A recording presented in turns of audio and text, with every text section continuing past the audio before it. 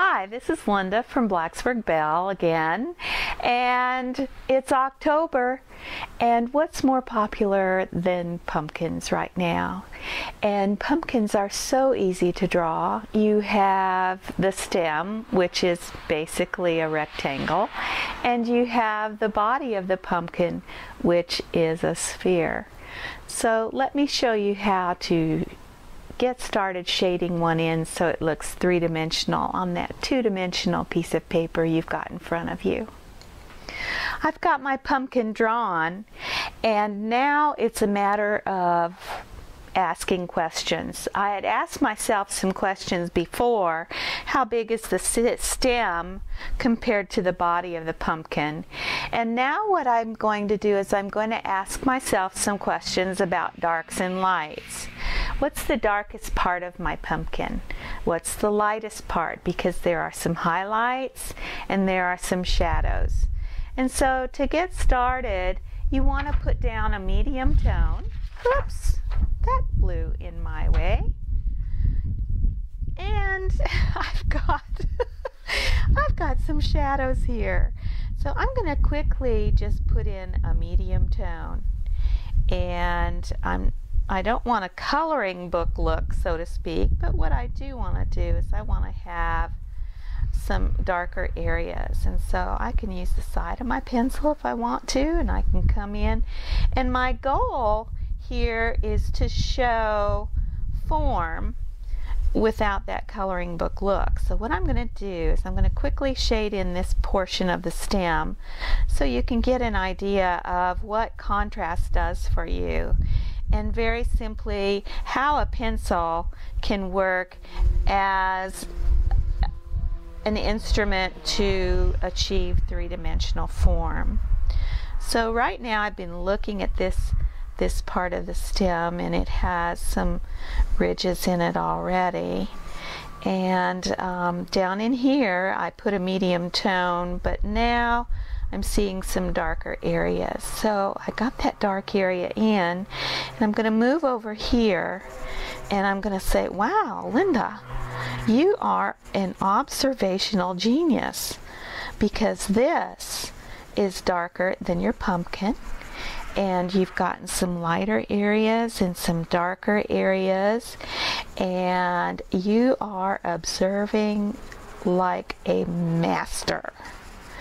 Alright, so I've got something going here, and see how quickly that goes? Oh my gosh, it's just a matter of dragging your pencil along and observing. And up here it meets the stem top, and the stem top, oh my gosh, is so much lighter than the stem itself.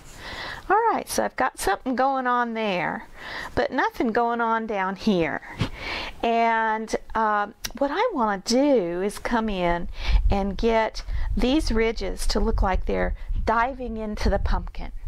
And I want the portions that are sticking up to look like they're popping out. So you say, well, how do you do that? Well, it's so easy if you observe your lights and darks. I'm going to turn this over because sometimes it's helpful for me to work upside down, and I just feel the need to do that right now. So I'm going to take my pencil, and I see that line there just giving me a shadow, calling out, use that pencil.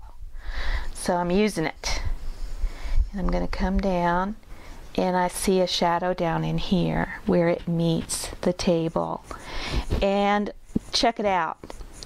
What kind of stroke am I using here? Of course it's a rounded stroke, because a pumpkin is round. And so if you don't use a rounded stroke, you're going to have something that looks like a pumpkin that has been sitting out in the road, and it has been hit by a vehicle.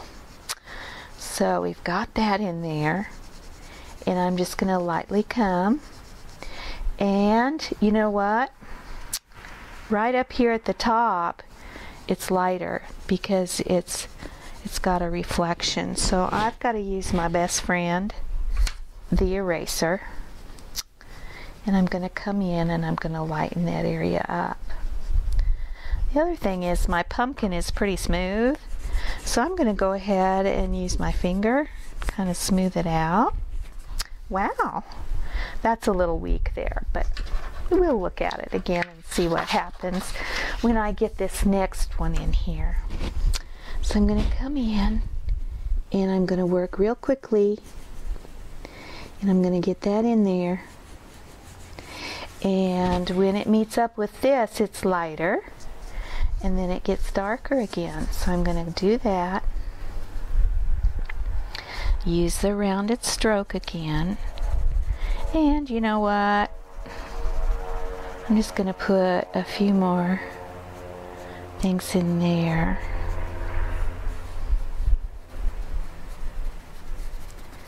And I've got that.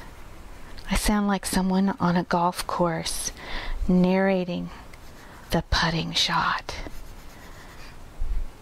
So I've got that. And I'm going to come up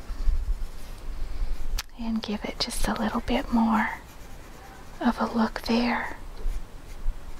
Gosh.